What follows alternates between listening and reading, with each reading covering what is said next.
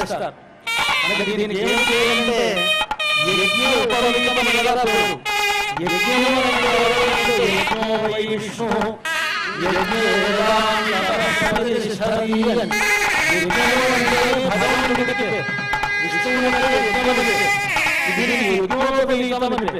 అంటే ఎవరైతే యజ్ఞం చేయాలో, ఎవరైతే వేదమంత్రములు చదవాలో అలాంటి వారిని, అలాంటి వారు ధరించవలసినటువంటి యజ్ఞోపవీతమని అర్థం. అంటే ఇది ఆ భగవంతుని యొక్క స్వరూపం కనుక ఈ యజ్ఞోపవీతమునందు నారాయణుని ఆవాహన చేసి దానికి పూజ చేశారు. ఆ యజ్ఞోపవీతాన్ని ఈ స్వామివారి రామచంద్రమూర్తికి అనంతర ఆశ్రమం అంటే ద్వితీయాశ్రమ సిద్ధి కోసమని ఇప్పుడు ఆ యజ్ఞోపవీతాన్ని ధరింపజేస్తారన్నమాట.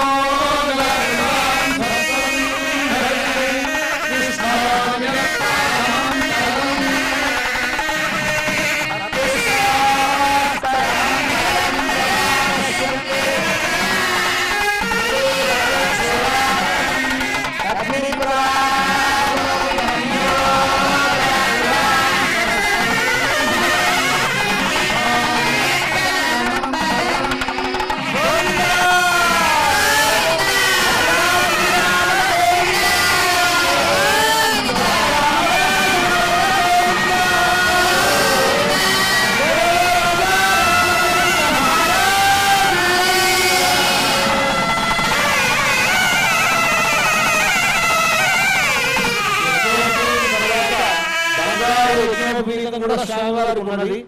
ఆ బంగారు యజ్ఞోపవీతాన్ని అందరికీ కూడా దర్శింపజేస్తున్నారు. అందరూ సేవించండి. ఆ స్వర్ణ యజ్ఞోపవీతాన్ని కూడా స్వామివారికి ధరింపజేస్తారు. ఆయనకి జగత్ వల్లభుడు, జగన్నాయకుడుగా రామచంద్రమూర్తి, జగత్ చక్రవర్తి, లోకాలను పరిపాలించేటువంటి వారికి మామూలు యజ్ఞోపవీతాలు, స్వర్ణ యజ్ఞోపవీతాలు ఉంటారు.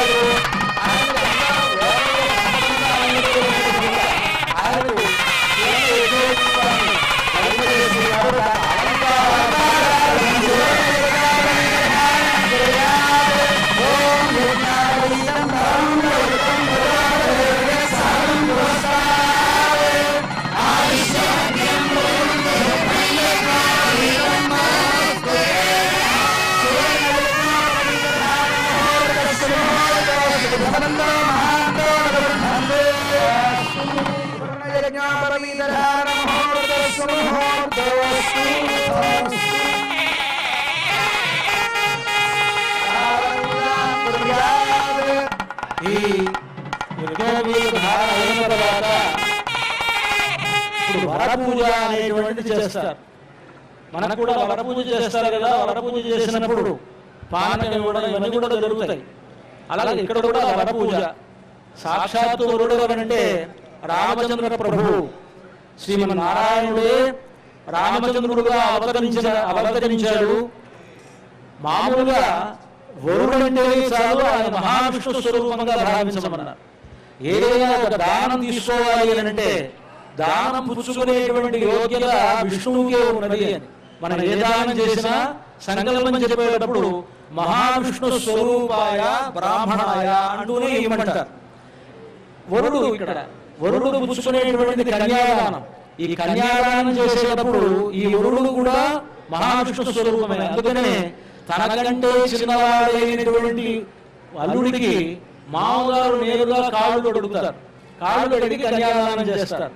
మరి చిన్నవాడికి ఆ విధంగా కాళ్ళు కడిగితే నమస్కారం చేస్తే మరి ఆయుక్షీణం అవుతుంది కదా అంటే కాదండి, అక్కడ ఆ నియమం వర్తించదు, మిగతా చోట్లలో వర్తిస్తుంది.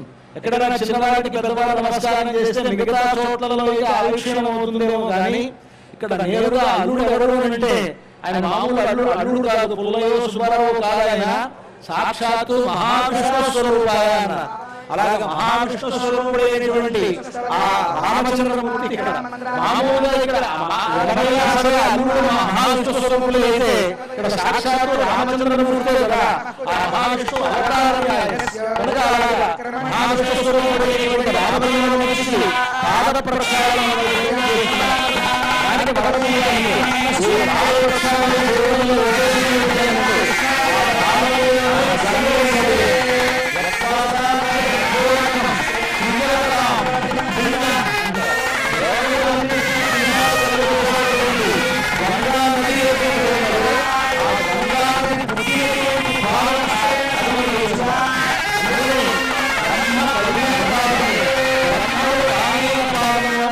మనకు అన్నమాచార్యులు అంటారు. బ్రహ్మ కడిగినటువంటి పాదం అది. అటువంటి స్వామి యొక్క పాదాల విందములను ప్రక్షాళన చేయడం అనేటువంటిది జరిగింది. ఇప్పుడు అది వరపూజలో ప్రధానమైనటువంటి భాగం. అంతేకాకుండా ఆ ప్రక్షాళన చేసి పాద ప్రక్షాళన జరిగిన తర్వాత స్వామివారికి బంగారాభరణాలు సమర్పిస్తారు, మధుపర్కాలు సమర్పిస్తారు, వస్త్రాలు సమర్పిస్తారు. ఇవన్నీ కూడా వరుసగా ఉంటాయి. అవన్నీ వరపూజలో భాగం. ఆ వరపూజలో గురువు ఎవరు ఉంటే సాక్షాత్తు మహావిష్ణు స్వరూపుడైనటువంటి శ్రీ రామచంద్రమూర్తికి ఆ పాద ప్రక్షాళన జరిగింది. ఇప్పుడు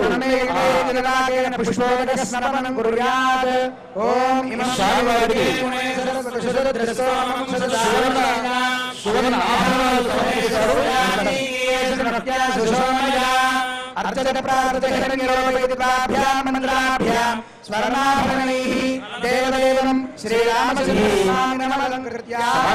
సమర్పించేటువంటి ఆభరణాలు బంగారాభరణాలు రామదాస్ గారు తయారు చేయించినటువంటిది. అది పచ్చల పథకం. ఆ పచ్చల పథకాన్ని రాముడికి సమర్పిస్తారు. చేసింది ఎవరు? రామదాస్ గారు. ఆయన అంటారు, భరతునకు చేయిస్తి పచ్చల పథకము రామచంద్ర పథకమునకు పట్టే 10,000 రామచంద్ర. భరతుడికి ఆయన పచ్చల పథకం చేశారు. ఇక్కడ రాముడికి సమర్పిస్తున్నారు అంటే రాముడిలోనే కలిసి భరతుడున్నట. ఎలాగంటే ఇక్కడ ఉండేటువంటి రాముడి శంఖ చక్రాలు ఉంటాయి కదా, ఆ శంఖ చక్రాలు శంఖమే భరతుడుండే కనుక రాముడిలోనే కలిసి ఉన్నటువంటి ఆ శంఖరూపుడైనటువంటి భరతుడికి రాముడికి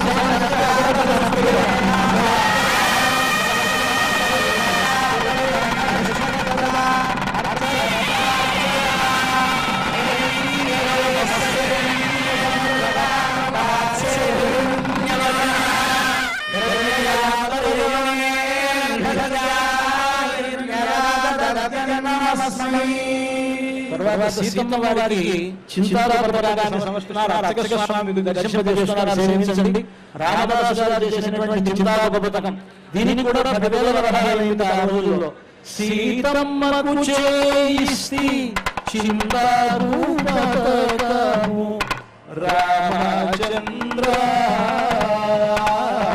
పథకమునకు పట్టే 10,000 వరహాలు రామచంద్ర అంటూ రామదాసు గారు దానికి 10,000 వరహాలు